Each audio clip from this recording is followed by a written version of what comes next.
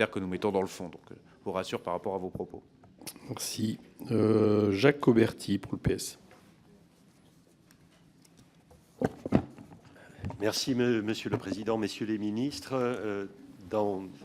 Pour poursuivre en fait sur les collectivités territoriales, dans votre dossier, vous évoquez une juste contribution à l'effort collectif. Vous indiquez que cet effort sera proportionné au poids des collectivités et tiendra compte de leur situation financière en excluant les plus petites ou les plus fragiles.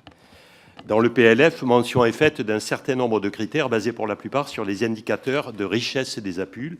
Or, nous savons depuis la suppression de la taxe d'habitation que ces indicateurs sont devenus obsolètes et masquent la réalité des ressources des territoires. La ponction de 2% ne tient pas compte des réelles marges de manœuvre financières comme l'épargne nette ou la capacité de désendettement pour juger de cette fragilité. Sans parler du coup de frein que la mesure provoquera sur l'investissement et sur le maintien des services publics de proximité.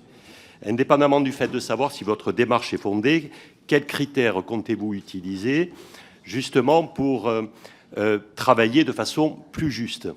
Pour parfaire le tableau, aurez-vous le courage, par exemple, de prendre à bras le corps la question de la révision des valeurs locatives des locaux professionnels, suspendue aujourd'hui, et celle des valeurs locatives des locaux d'habitation?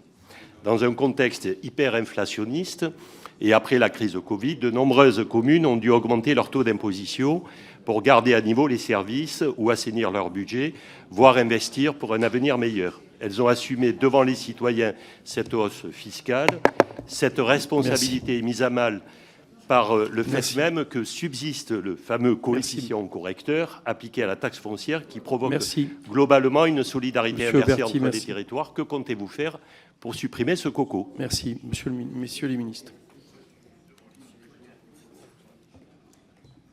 Il n'y a pas ce projet-là dans le projet de loi de finances, mais nul doute que nous aurons le débat comme à chaque projet de loi de finances, et nul doute que le rapporteur général nous reparlera du dégel nécessaire du coco.